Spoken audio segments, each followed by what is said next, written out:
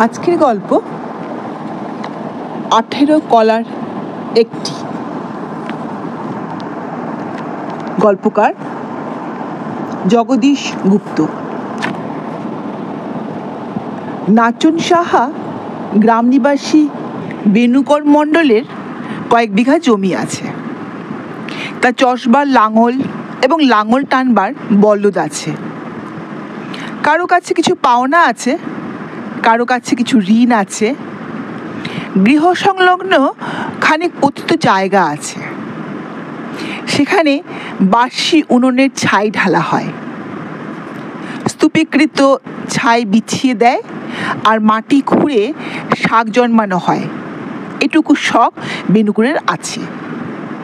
এসব ছাড়া তার একটি স্ত্রী আছে, জানকী, আর আছে মনে একটা ক্ষোভ। আর কেউ নেই, আর কিছু নেই। বেনুকরের রূপও কিছু আছে, তবে জাঁকালো তেমন নয়, এবং বুদ্ধিও কিছু আছে, তবে ধারালো তেমন নয়। তবে কৃষি সংক্রান্ত ব্যাপারে এবং দেনা পাওনার হিসাবে তার ভুল হয় না। আবার এও উল্লেখযোগ্য যে একটা দোষ তার আছে, ভোরে তার ঘুম ভাঙে না, রোদ উঠলে ঘুম ভাঙে। বেনুকরের বয়স এই 26 চলছে, স্ত্রী জানকীর বয়স এই 19। 4 বছর হলো তারা বিবাহিত হয়েছে। বিবাহিত জীবনের 4 বছর সময়টা কম নয়। মুহূর্তের পর মুহূর্ত অতীত হয়ে খুব ধীরে ধীরে সময়টা কাটছে। সুতরাং আশা করা যেতেই পারে যে বেনুকরের সম্ভোগের ধারণায় একটা পরিচ্ছন্নতা আর আকাঙ্ক্ষায় একটা স্থৈর্য এসছে। ভূষণহীন আটপৌরে অবস্থায় এসে জীবনের বহিরাবয়বটা নিস্তরঙ্গ হয়ে 4 বছর বিবাহিত জীবনযাপন করা হয়ে গেল দেখে এমন একটা ধীরতা আর সন্তোষ মানুষের কাছে আশা করে। কিন্তু এটা করে পরের বেলায়। নিজের কথা নিজের মন জানে। পারিবারিক শ্রান্তি ও জড়তাকে সংযম মনে করে মানুষ নিজের বেলায় ওই ভুলটি করতে বাধ্য হয়। কিন্তু মনের গভীর ভিতরটা আকুল হয়ে নিঃশব্দে ছটফট করলে তার বিরুদ্ধে বাধাটা বলতে কি, বেনুকর মণ্ডল আকুল হয়েই থাকে এবং তার মনে একটি ক্ষোভ আছে। বেনুকরের এই ক্ষোভের জন্ম কোথায় অনুসন্ধান করতে গেলে এই নিদারুণ সত্য বিস্মৃত করলে চলবে না যে তারা 4 বছর হলো বিবাহিত হয়েছে এবং অল্পায়ু মানুষের পক্ষে 4টি বছর খুবই দীর্ঘ সময়। সুতরাং খুবই দীর্ঘ 4টি বছরের অবিরাম সাহচর্যবশত স্ত্রীর ভঙ্গি আর গঠন যদি চোখের সামনে পুরনো হয়ে উঠতে থাকে, তবে উপায় কি? প্রতিরোধ করবার উপায় মানুষ খোঁজে, কিন্তু পায় না। এই নিরুপায় অবস্থাটা বড়ই লোভের সৃষ্টি করে। বেনুকরের তাই হয়েছে। জানকীর বয়স এই 19। তার বয়স যখন 15 ছিল, তখন হতে 4 বছর ধরে উঠতে বসতে অষ্টপ্রহরের সঙ্গিনী রূপে স্বামী বেনুকরের জীবনে সে পরিব্যাপ্ত হয়ে গেছে, কেবল ভাবের দিক দিয়ে নয়, কাজে কর্মেও। জানকী চাষের কাজে, বলদ পালনে, শাক উৎপাদনে অনুকম্পা আর সহযোগিতা করে বেনুকরকে মুগ্ধ করেছে। কিন্তু এই ক্রমাগত সহযোগিতার ফলেই যদি 15 বছরের স্ত্রীকে 4 বছর পরে 19 বছরে একটু স্থিমিত আর দূরবর্তী বলে বেনুকরের মনে হয়, তবে তাকে ক্ষমা করা যেতে পারে। সেটা তার অনন্য সাধারণ বিকৃত মনের অপরাধ নাও হতে পারে। মানুষ মাত্রেই মনে মনে স্বাভাবিকভাবেই অধার্মিক, এবং মানুষ মাত্রেই স্নায়ুরোগ ভিতরে থাকেই। এটাই তার কারণ।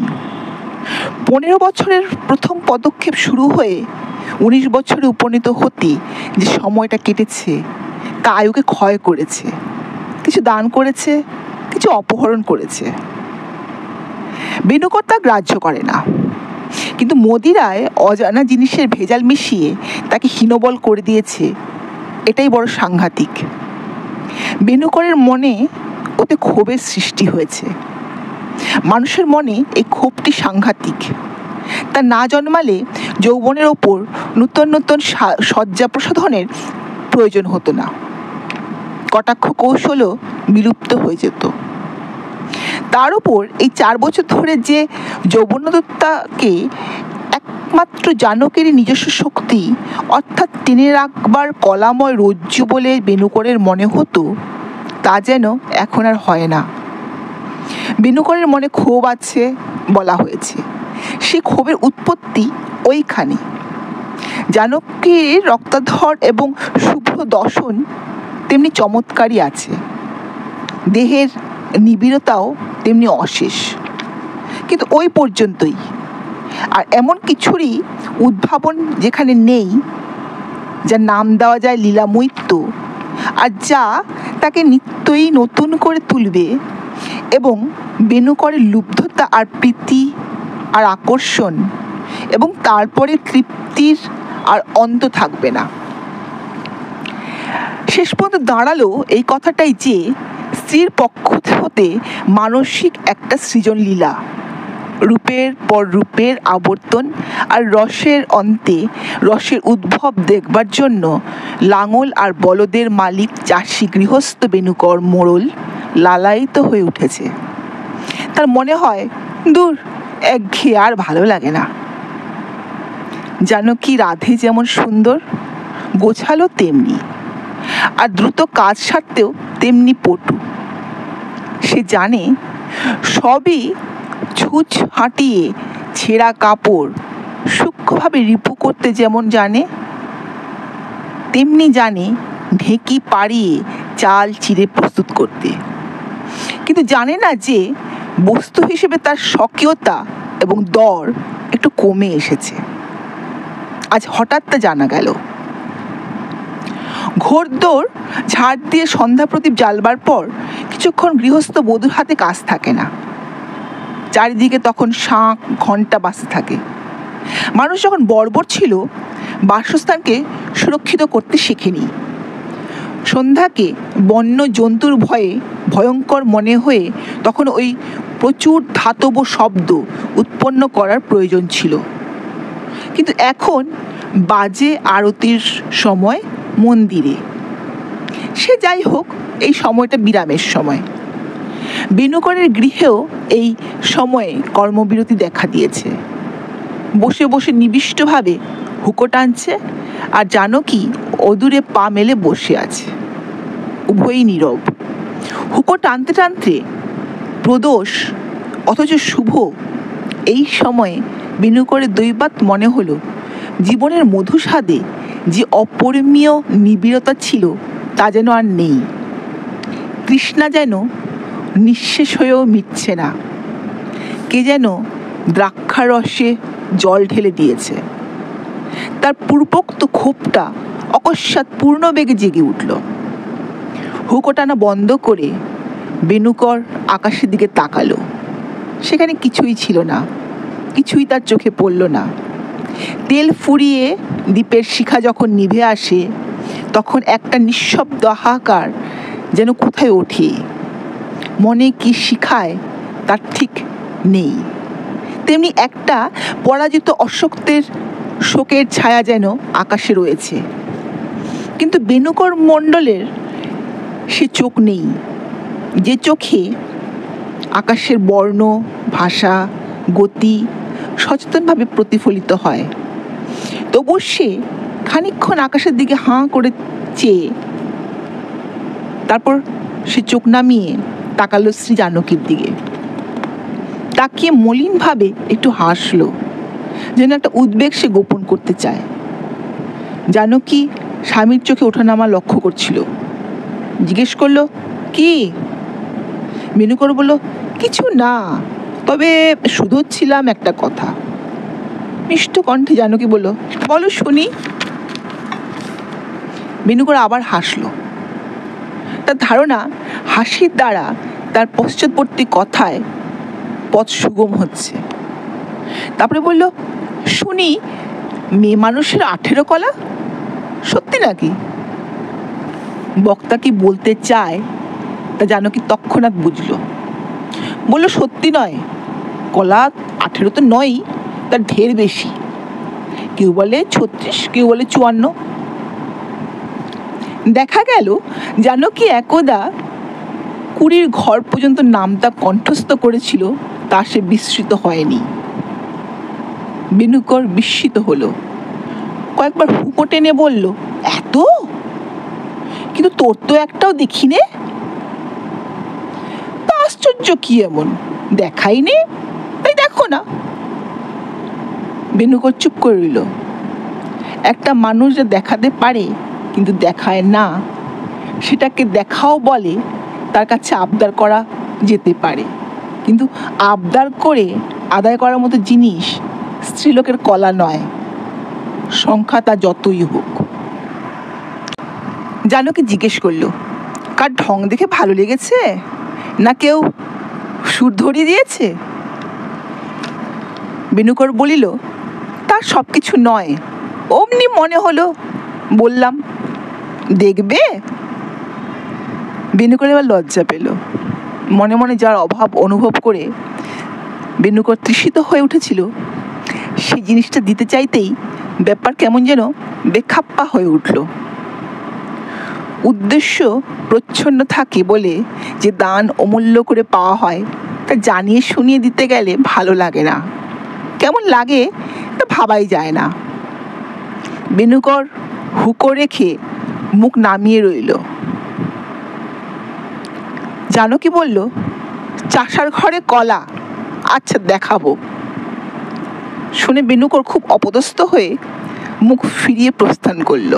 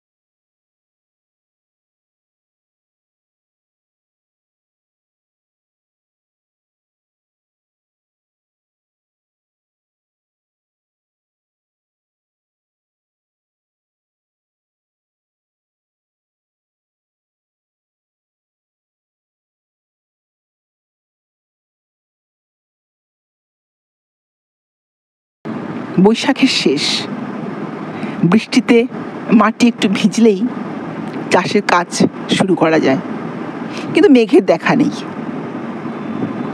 বৃষ্টির অভাব দারুণ দুশ্চিন্তার বিষয় হয়ে উঠেছে।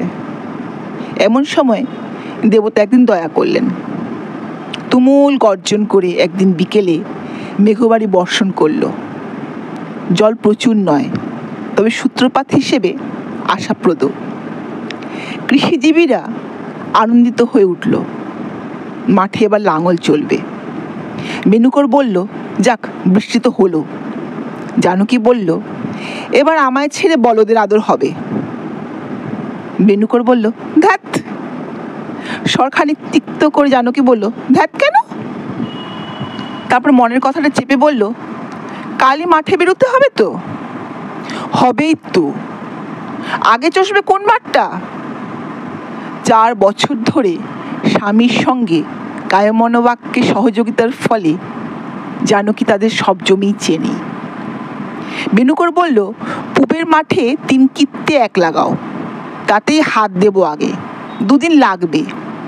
দক্ষিণ দিকটা নামো, কাজেই উত্তর থেকে লাঙল দিতে হবে, তবে তাড়াতাড়ি তেমন নেই। বলে ক্ষেত্রকর্ষণের ব্যবস্থা করে বেনুকর আকাশের দিকে চাইল। আকাশে মেঘের আনাগোনা রয়েছে। পরদিন প্রত্যুষে নয়, সকালবেলা রোদ উঠবার পর গুড় মুড়ি আর জল খেয়ে বেনুকর লাঙল আর বলদ নিয়ে আর হুকো আর কলকে প্রভৃতি নিয়ে অত্যন্ত আনন্দের সঙ্গে মাঠের উদ্দেশ্যে বেরুচ্ছে।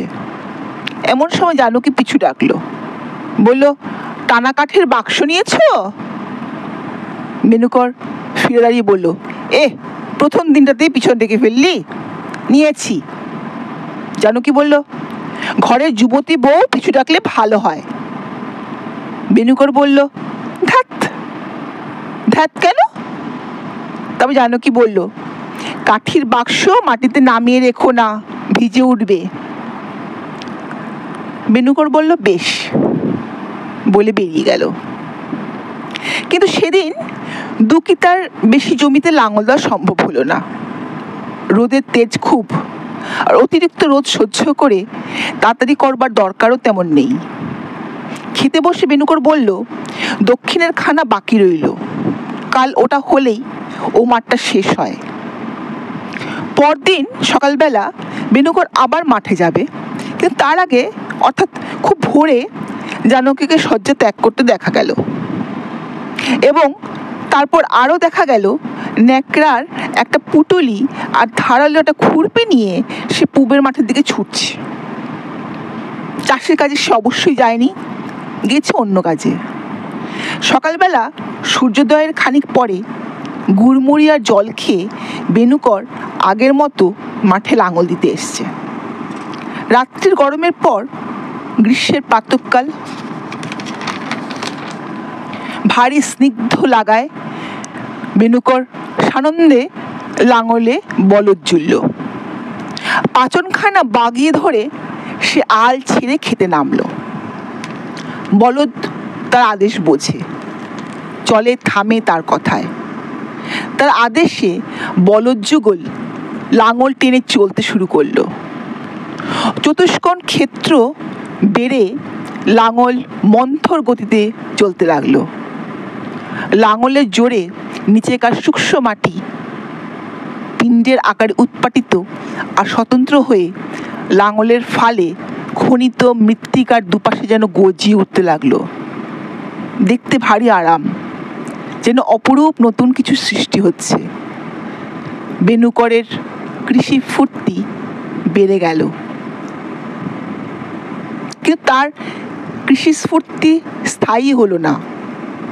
লাঙল 2 বার ক্ষেতের 4 কোণ বের ঘুরে এসে তৃতীয়বারের মাঝামাঝি আসতেই উন্মিলিত মাটির দিকে চেয়ে বেনুকর বিস্ময়ে একেবারে হতবাক হয়ে রইল।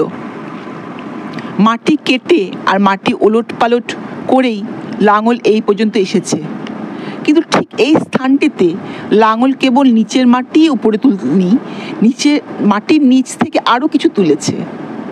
লাঙলের ফালে আধ হাত 2.5 পোয়া মাটির ভেতর থেকে উঠেছে ফুল নয়, ফল নয়, শস্য নয়, শামুক নয়, কচ্ছপের ডিমও নয়, টাকার ঘাটিও নয়, জীবন্ত একটি মাগুর মাছ। কৃষিজীবী বেনুকর মণ্ডল কৃষিকর্ম, বলদ, লাঙল, ক্ষেত খামার, ধান, কলাই, বৃষ্টি, বৈশাখ, ছায়া, রৌদ্র প্রভৃতি সমুদয় বিস্তৃত হয়ে এক দৃষ্টে তাকিয়ে রইল মাগুর মাছটির দিকে। অপূর্ব আবির্ভাব। 1.5 পোয়া 6 টাক ওজনের জলবাসী মাছ মাটির ভিতরেও কেমন তরতাজা বলিষ্ঠ ছিল। কাত হয়ে কানে হেঁটে মাছটি খোঁড়া মাটির গুঁড়ো আর ঢেলার ভেতর দিয়েই চলবার চেষ্টা করছে। মাগুরটির দিকে নিষ্পলক তাকিয়ে থেকে থেকে বিস্ময়ের পর বেনুকরের মনে জন্মালো অনন্ত আনন্দ। এরই নাম অদৃষ্ট। ঈশ্বর যদি দেন তো ছপ্পর ফুঁড়েই দেন, কথাটা সত্যি। কিন্তু তার চাইতে কল্যাণের কথা এই যে ঈশ্বর যদি দেন তো মাটির ভিতর সজীব মাগুর মাছ রেখে দেন। ক্ষুদ্র ক্ষুদ্র মানুষের প্রতিদিন আহার ব্যাপারের দিকটিও ব্রহ্মাণ্ডপতির কেমন নজর দেখো। তুচ্ছ বেনুকর আহার করবে বলে স্নেহবশত তিনি কি আশ্চর্য কাণ্ডই না ঘটিয়েছেন। লাঙল, বলদ এবং হুকো কলকে মাঠে রেখেই বেনুকর মাগুর মাছের মাথা আঙুলে চেপে ধরে আর স্নেহময় ব্রহ্মাণ্ডপতির প্রতি কৃতজ্ঞতায় উদ্বেলিত হয়ে বাড়ির দিকে দৌড়লো। জানকী হয়তো বৈশাখের অখাদ্য বেগুন ভাজবার আর বড়ি পোস্ত করবার আর আলু কুমড়ো টক রাঁধবার কথা ভাবছে। আজ আর সেসব কিছু নয়, আজ খালি মাগুর মাছের ঝোল আর ভাত, আর কিছু নয়। মাগুর মাছের মাথার চাইতে লেজই মিষ্ট বেশি। পথে দেখা রাজীব হাজরার সঙ্গে রাজীবের ইচ্ছে হলো দাঁড়িয়ে দুটি কথা কয় আর মাটি মাখা মাগুর মাছ হাতে করে বেনুকরের বাড়ির দিকে দৌড়বার কারণটা কি তা জিজ্ঞাসা করে। কিন্তু বেনুকর থামলো না। পেয়ে গেলাম 2 বাত বলে রাজীবের জিজ্ঞাসু দৃষ্টির জবাব দিয়ে সে অমনি দ্রুত পদে অগ্রসর হয়ে গেল। পিছনে ধূপধাপ শব্দ শুনে জানকী ঝাঁটা থামিয়ে সোজা হয়ে দাঁড়ালো। সে উঠোন ঝাড় দিচ্ছিল। চেয়ে দেখলো স্বামী অসময়ে বাড়ি এসেছেন। তার হাতে তাজা মাগুর মাছ আর মুখময় হাসি। শোনো, এক তাজ্জব ব্যাপার বলে শুরু করে বেনুকর মৎস্যপ্রাপ্তির ইতিহাস বলল। পরিশিষ্টে নীতি হিসেবে সে এটাও বলল যে ঈশ্বর যখন দেন তখন শুকনো মাটির ভিতর মাগুর মাছ রেখে দেন খাওয়াবার উদ্দেশ্যে। তারপর অধিকতর পুলকের সঙ্গে বলল, নিয়ে মাছ রাখ, এই মাছের ঝোল আর ভাত, আর কিছু না আজ। আদ্যন্ত শুনে জানকী প্রশ্ন করলো, মাছ কোথায় পেলে গো? দিব্যি মাছটি তো। প্রশ্নের জবাবে কথার সুরে আদর ঢেলে বেনুকর বলল, শুনলি কি তবে এতক্ষণ? মাঠে লাঙল দিচ্ছি, হঠাৎ দেখি মাটির ভিতর থেকে উঠেছে লাঙলের এই মাটির সঙ্গে এই মাছ। বলে সে চোখ বড় বড় করে তাকিয়ে রইল। কিন্তু জানকী কথা শুনে বলল, মিছে কথা। মিছে কথা? তোর দিব্যি, ভগবানের দিব্যি। তবে রাখো এই হাড়ির ভেতর, খানিক জল দিয়ে রাখো। হাড়ির ভেতর জল দিয়ে মাগুর মাছ তখনকার মতো জিয়ে রাখা হলো, স্বামী স্ত্রীর পরস্পরের প্রতি পরম সহানুভূতির সঙ্গে। জল পেয়ে মাছ ক্রিয়াশীল হয়ে উঠেছে। সেদিকে তাকে বেনুকর বলল, আজই মাছের ঝোল আর ভাত খাবো, সকাল সকাল ফিরবো মাঠ থেকে। বলে বেনুকর মাঠের উদ্দেশ্যে ফিরে দাঁড়ালো। যেতে যেতে দরজায় দাঁড়িয়ে হেসে বলল, কি অদৃষ্ট দেখ। জানকী বলল, জানকীর সকাল সকাল রান্না শেষ হয়েছে। বেনুকরও সকাল সকাল মাঠ হতে ফিরেছে। বলল, চান করতে এলাম, ভাত বাড়ো। জানকী বলল, বেশ, এসো গে। মাগুর মাছের ঝোল খাবার ব্যগ্রতায় বেনুকর 16 আনা আরাম আদায় করে স্নান করতে পারল না। পুকুরের জলে তাড়াতাড়ি 2টো ডুব দিয়ে সে উঠে পড়ল। তার ফিরবার সাড়া পেয়ে জানকী জিজ্ঞাসা করলো, ভাত বাড়বো? হ্যাঁ হ্যাঁ, কাপড় ছাড়ছি। কাপড় ছেড়ে এসে বেনুকর পিঁড়িতে বসলো। বলল, আন দেখি। জানকী থালায় দিল ভাত আর বাটিতে দিল ঝোল। বেনুকর ঝোলের দিকে তাকিয়ে বলল, আবার হিঞ্চের ঝোল করেছিস কেন? তোর বড় রান্নার শখ। জানকী প্রশংসা পেয়েও কথা বলল না। বেনুকর শাকের ঝোল মেখে বাড়া ভাতে 4 ভাগের 1 ভাগ খেয়ে 3 ভাগ রেখে দিল মাগুর মাছের ঝোলের জন্য। বলল, মাছ দে। মাঠের মাটির ভেতর মাগুর মাছ পেয়ে বেনুকর যতই বিস্মিত হোক দিশেহারা হয়নি।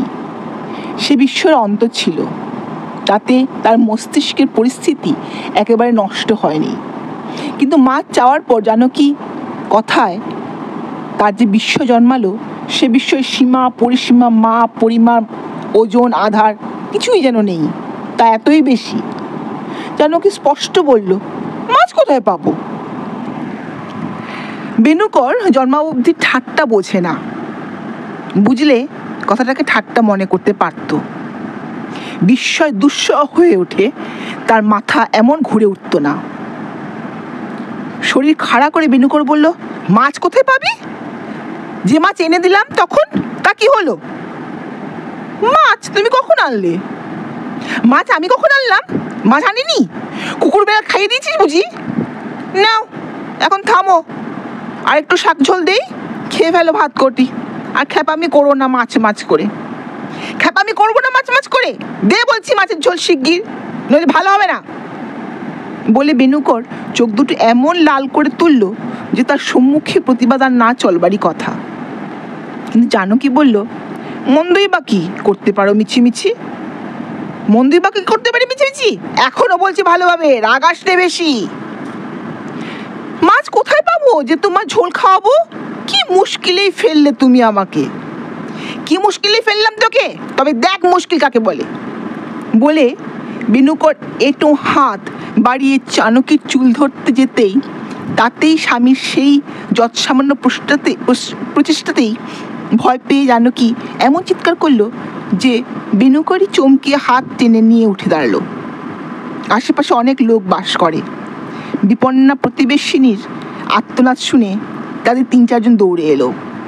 মোড়ল রয়েছ? কি হলো মলান? প্রবীণ নধরগোপাল চৌধুরী উঠোন হতে প্রশ্ন করে করে এগুতে লাগলেন। নধরগোপাল চৌধুরী উকিলের মুহুরি ছিল। বৃত্তির পয়সা চুরি করে একবার এবং উকিলের টাকায় হিসেব মিলতে না পেরেও চোখ গরম করায় আরেকবার মার খেয়ে গ্রামে এসে বসেছে। নধরের এক ছেলে কলকাতায় এক দোকানে বেচা কেনার কাজ করে। ভয়ঙ্কর আদালতের ভয়াবহ জটিল সব ব্যাপার তার কাছে জলের মতো পরিষ্কার। এই জন্যে এবং ছেলের মারফত কলকাতার আভিজাত্যের সঙ্গে সংযুক্ত বলে নধরের গ্রামে প্রতিপত্তি খুব। বিবাদের মীমাংসায় কর্তাশাস্ত্রে তার যেমন আনন্দ, তেমন আর কিছুতেই নয়। এই নধর চৌধুরী বেনুকর এবং জানকীকে প্রশ্ন করে জানতে চেয়েছে ব্যাপার কি। কিন্তু রান্নাঘরের ভেতর থেকে বেনুকরের কোনো জবাব এলো না। জবাব দিল জানকী, বলল, আমাকে অনর্থক মারতে উঠেছে। কেন? বলে নধর চৌধুরী প্রভৃতি বেনুকরের রান্নাঘরের সম্মুখে এসে দাঁড়ালো। জানকী মাথার কাপড় একটু টেনে বলল, শোনো, তোমরাই ওকে শুধিয়ে কি বলছে সব আবোল তাবোল মাছ মাছ করে। বেনুকর বলল, কি বলছি সব আবোল তাবোল মাছ মাছ করে? শোনো নধরদা, সকালবেলায় গেলুম মাঠে লাঙল দিতে, 2 বের চষতেই দেখি একটা মাগুর মাছ, তো বড় তাজা মাগুরটা মাটির ভিতর থেকে উঠে পড়েছে। বিবাদের বিস্ময়ের জটিলতা দেখে নধর বেশ পুলকিত হলো। বলল, আচ্ছা, মাটির ভেতর মাগুর মাছ? তারপর? বলতেই তার দৃষ্টি বিচারকের দৃষ্টির মতো সূক্ষ্ম হয়ে উঠল। বাদী বেনুকর বলতে লাগলো, ছুটে এলুম ঘরে, বললাম এই মাছের ঝোল দিয়ে আজকে ভাত খাবো রাত ভালো করে। বলে মাছ ওই হাঁড়িতে রেখে জল দিয়ে রেখে গেলুম আবার মাঠে, চান করে খেতে বসলাম, দিল হিঞ্চে শাকের জল খালি। রাগ হয় না মানুষের? প্রতিবাদিনী জানকী বলল, শুনলে লোকের কথা, মাছ নাকি এনে দিয়েছে। বিচারক নধর চৌধুরী উভয় পক্ষের বাদ প্রতিবাদ শুনে বলল, বেনু ভাই ঠান্ডা হও, মাঠের জল শুকিয়েছে কার্তিক মাসে, এতে হচ্ছে গিয়ে বৈশাখ। মাটির ভেতর মাগুর মাছ তো তাজা কি মরা কোনো অবস্থাতেই থাকতে পারে না গো। বললেই হলো থাকতে পারে না, আমি দেখলাম পেলাম, হাতে করে বাড়ি নিয়ে এলাম, আর তুমি পঞ্চায়েতি করে বলে দিলে আন্দাজের উপর থাকতে পারে না। সকলে হাসতে লাগলো। কালীপদ বলল, মাথা বিগড়েছে। জানকী বলল, সেই মাছের ঝোল রাঁধিনি বলে আমায় মারতে উঠেছে। মারবই তো। বলে বেনুকর পুনরায় রুখে উঠতেই কালীপদ প্রভৃতি রান্নাঘরে ঢুকে তাকে ধরে ফেলল। নধর চৌধুরী বলল, অকারণে মারধর করো না বাপু, মাছ তুমি পাওনি, অসম্ভব কথা বললে চলবে কেন? আদালতে এ কথা টিকবে না, দেখি চোখ। বলে নজর করে বেনুকরের চোখ দেখে নধর চৌধুরী বলল, লাল হয়েছে। গুণময় পাল বলল, শুনছো বেনুকর, হাত ধুয়ে ঠান্ডা জায়গায় একটু বসো, এক্ষুনি সেরে যাবে। বৈশাখের রোদ হঠাৎ মাথায় লাগলে চোখে অমন সব ভ্রম হয়, লোকে দেখে। সেবার আমারই হয়েছিল অমনি। মাঠ থেকে ফিরছি ঠিক দুপুরবেলা, লাঙল আর গরু দুটো নিয়ে, কিন্তু মনে হচ্ছে গরু যেন দুটো নয়, চারটে। বলতে বলতে গুণময়ী ঘটিতে জল এনে বেনুকরের হাত ধুয়েই তাকে ঠান্ডা জায়গায় বসিয়ে দিল। জানকীকে বলল, ভয় নেই, ভালো হয়ে যাবে। বেনুকর এবার একেবারে নিবে শেষ হয়ে গেল। তার তখন প্রায় অচেতন অবস্থা। বারান্দায় সে ঘাড় গুঁজে বসে রইল। হাত নেড়ে জানালো, তোমরা এখন যাও। প্রতিবেশীগণ বেরিয়ে গেল। হিতসাধকের গণের অগ্রণী নধর চৌধুরী বলে গেল, আর যেন চেঁচামেচি শুনি নে। খানিক চুপ করে থেকে এবার জানকী একটু হাসলো। তারপরে বলল, 18 কলা দেখতে চেয়েছিলে না, এ তারই একটি। রাগ করে না, আমি তোমার পায়ে ধরি। বলে জানকী সত্যই স্বামীর পা ধরে বলল, মাগুর মাছের ঝোল রেঁধেছি, এসো খেতে দিগে। বেনুকর উঠে খেতে গেল, কিন্তু রাগের জ্বালায় কথা কইল না।